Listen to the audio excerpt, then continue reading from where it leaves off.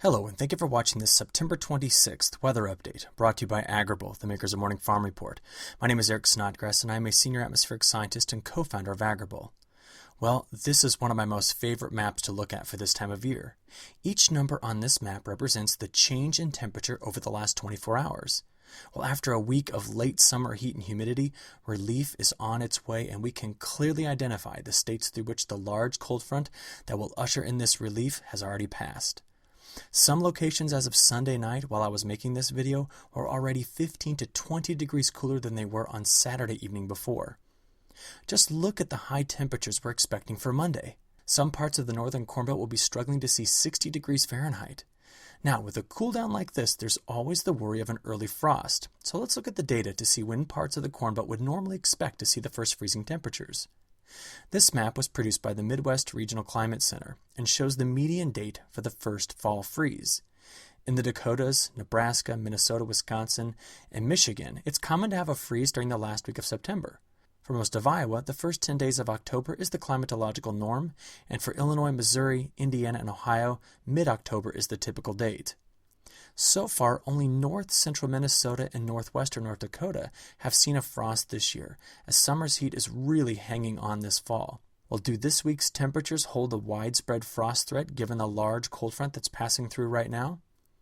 Weather.gov's all hazards map shows that only far western Nebraska and eastern Colorado in the Corn Belt might have temperatures that dip toward the 32-degree mark for the start of this week. The Northeast is dealing with a backdoor cold front, though, that's allowed some really cool air to filter in, prompting frost and freeze warnings from New York through Maine. So, with some cooler air in place, the big question is how long will it last? Well, let's look at it this way first.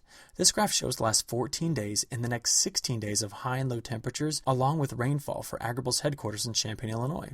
It's pretty clear how warm the last week has been, as we were nearly 10 degrees above average for almost 9 days. But look at the forecast. The dashed red line shows how the climatological high should be decreasing on each day. One of the big reasons for this downslope is that we're losing about 90 seconds of daylight each day now that the fall equinox has passed, and our nights are now longer than our days.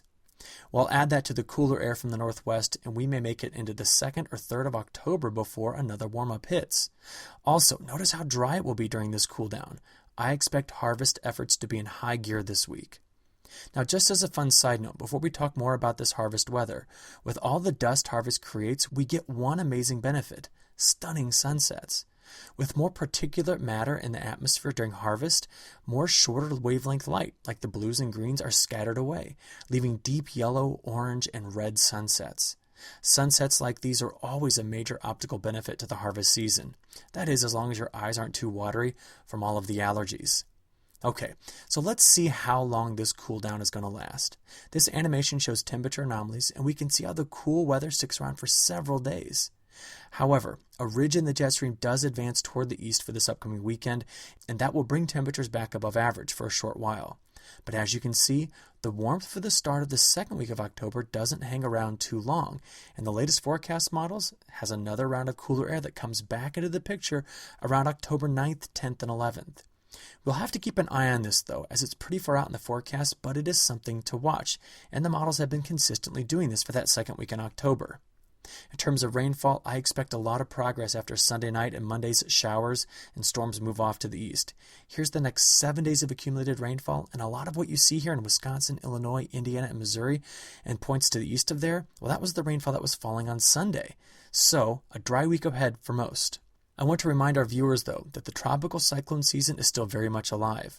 We've been tracking a cluster of tropical thunderstorms off the coast of Africa since early last week, and you can see in this figure how we're concerned over the potential hurricane development as this system moves into the favorable environment of the Caribbean. Forecast models have been very consistent with development of this system, but the forecast track has been quite sporadic. Now, the latest runs have this system curving to the north and crossing Haiti and the Bahamas before skirting along the east coast and moving out to the open Atlantic. But earlier model runs may have had this storm impacting somewhere along the Gulf Coast. What this all means is that we're going to be watching this system very closely in the coming week. And finally, let's check in on Brazil as they prepare for planting. At this time of year, Brazilian growers await the return of rain, and this year they're waiting quite anxiously for this return, given how dry the northern corn regions have been. Well, rains have returned, and they are helping to return soil moisture storage back toward higher levels from the drought conditions they're currently in. Over the next 2 weeks, we can see plenty of rainfall as expected, except for here in the Atacama Desert, the driest place on Earth outside of the Arctic and Antarctic. Some places in this desert have not seen measurable rainfall since humans have been there trying to measure it. Well, as always, we at Agrible bring the latest and best weather forecast information through our morning farm report so that you can efficiently plan your operations. We thank you for your attention and hope you look forward to our next weather video update. Thank you.